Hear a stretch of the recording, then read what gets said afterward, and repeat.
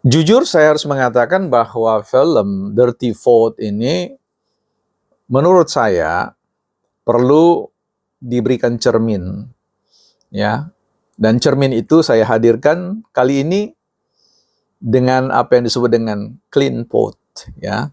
Suara bersih. Kalau dirty vote, suara yang kotor, yang dan seterusnya. Banyak sekali sinonim-sinonim yang negatif yang dikandung dari hal itu. Bagaimana penjelasannya? Bukan partai politik.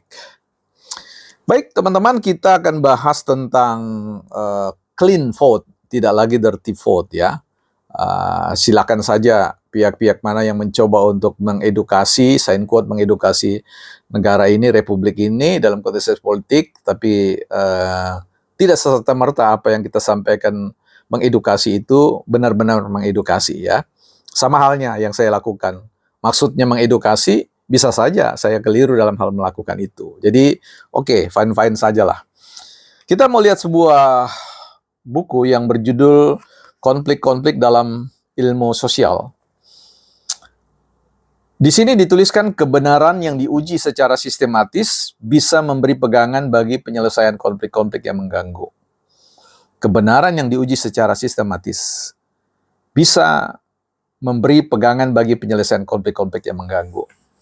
Dinamika pemilu selalu menyertakan konflik-konflik, selalu menyertakan narasi-narasi kecurangan dan sebagainya yang dikemas dalam berbagai bentuk dari hal yang vulgar sampai yang smooth dan berkesan intelek ilmiah, ya, dan menggunakan perangkat-perangkat teknologi yang canggih. Tapi sekali lagi itu semua bisa kita kritisi dengan menghadirkan cermin-cermin, menghadirkan perspektif-perspektif yang sifatnya menjadi perspektif tandingan, sehingga kita bisa menilai satu dengan yang lain dan bisa menghadirkan perspektif kebenaran yang sesungguhnya. Nah, tinggal bagaimana kita melihat bahwa kebenaran yang sesungguhnya itu harus dilihat dalam konteks perspektif sistemik, ya, sistematis, ya, sistem, ya, bukan hanya berdasarkan potongan-potongan tertentu yang di zoom sedemikian rupa. Mari kita lihat dulu cerita sang teman, ya. Teman saya suatu hari memakai baju putih. Dia memakai baju putih, dia mengakui bahwa dia menggunakan baju putih. Dia mengakui, ini baju saya warna putih. Kami pun melihatnya, dan kami juga setuju bahwa dia menggunakan baju putih. Clear, kebenaran yang sama-sama kami persepsi, sama-sama kami buktikan, ya, dari sudut pandang itu. Hingga suatu ketika ada teman lain yang datang juga menggunakan baju putih.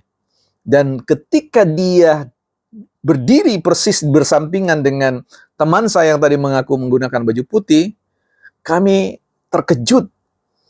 Karena apa? Kami baru tahu bahwa teman kami itu tidak menggunakan baju putih. Karena ada teman yang menggunakan baju putih yang lebih putih dari itu. Sehingga yang putih tadi mulai tampak sebagai kekuning-kuningan, ya. Nah, ini sebuah cermin yang kita hadirkan.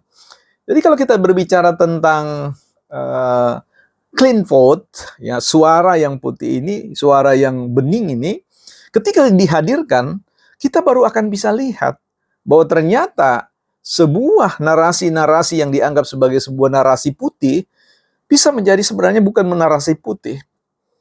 Nah, kalau dalam hal ini melihat film Dirty Vote, ya, saya melihat itu sebagai sebuah tayangan yang menurut saya bukan lagi tayangan yang sifatnya quote putih, ya. Dia kuning, dia punya pesan-pesan sponsor, dia punya agenda-agenda yang tidak putih lagi, yang tidak bening, yang tidak datang dari suara hati nurani yang dalam. Ya, di dua konten saya sudah saya sampaikan sebagai sebuah pertanggungjawaban analisis saya. Ya, bisa lihat di dua konten sebelumnya. Nah, kita mau lihat bahwa ketika kita berbicara tentang menghadirkan perspektif yang lain, ya, ini perlu dikedepankan oleh kita yang selalu terganggu dengan narasi-narasi kecurangan-kecurangan by design. Ya, seolah-olah pihak tertentu melakukan kecurangan-kecurangan yang sistematis dan sebagainya. Hal ini tidak boleh kita lihat dalam konteks, ya, apalagi kalau dalam konteks politik. dalam konteks bagaimana ada keberpihakan. Seperti tidak mungkin budayawan yang hadir di atas panggung atau pentas kampanye politik paslon tertentu itu tidak bisa lagi kita lihat sebagai budayawan yang jernih, budayawan yang putih menyuarakan suara hati nurani. Itu budayawan yang sudah warnanya jadi kekuning-kuningan. Artinya tidak pure, tidak murni lagi. Nah, begitu juga seorang komedian yang ingin menghibur di panggung politik dan kemudian memelototi orang yang kemudian berbeda pandangan. Saya juga dia kehilangan ya, kejernihan, keputihan itu. Nah, ini penting untuk kita melihat ya. Ketika ada narasi-narasi satu yang terus-menerus disusun sebagai sebuah pasal, ya, kita perlu mewaspadai itu. Tentu prinsip post the truth, ya, kebenaran yang terus-menerus, ya, kepalsuan yang terus-menerus disampaikan, diulang-ulang, ditampilkan, didisplay di ruang publik, itu bisa jadi sebuah kebenaran karena perspektifal sifatnya, dipersepsi oleh publik. Karena apa? Mereka disajikan terus-menerus, dibombardir dengan persoalan itu. Jadi kalau saya lihat dirty vote itu seperti serangan ini loh, Pearl Harbor, ya, cerita tentang pertempuran serangan tentara Jepang kepada pelabuhan Mutiara dari Angkatan Laut Amerika. Bukan sebuah serangan yang penuh kejutan, ya, ingin menghancurkan Amerika.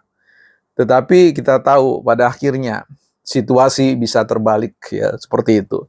Nah, dirty vote ini saya lihat sebagai sebuah serangan Pearl Harbor, ya, serangan yang dalam tanda kutip didesain untuk mematikan, tayang pada konteks di mana Minggu Tenang memang diluncurkan pada saat batasan akhir Minggu Tenang, tetapi kan dampaknya sebuah media, sebuah berita itu kan bukan pada saat dia disampaikan, tetapi berikutnya beberapa hari kemudian. Nah, ini yang didesain, ya. Nah, jadi kita perlu hadirkan clean vote, ya. Di mana clean vote-nya? Ya, kembali kepada teman-teman, kembali kepada hati nurani teman-teman. Jangan by framing oleh pihak-pihak tertentu. Ya, rasakan saja. Misalkan pada konteks Jokowi yang diserang, ya. Ya, rasakan saja bagaimana teman-teman menerima manfaat, keluarga teman-teman menerima manfaat. Kalau memang Jokowi tidak memberi manfaat bagi Anda, pilihlah pihak-pihak yang menurut Anda bisa memberi manfaat atau sudah pernah memberi manfaat. Ini pesta demokrasi. Kita tidak ingin ada narasi-narasi yang merasa putih, ya, padahal kuning. Ya, artinya mohon maaf, ya, bukan bicara soal Golkar, bicara kekuning-kuningan, ya. Bicara tentang bukan putih sebenarnya. Sampai ketika sebuah kebenaran yang sesungguhnya hadir, kita baru tahu bahwa itu bukan putih. Nah, beberapa konten yang saya sudah hadirkan itu menjawab, merespon tentang dirty vote. Dan saya kira dirty vote tidak putih, kekuning-kuningan, ya, bukan partai politik.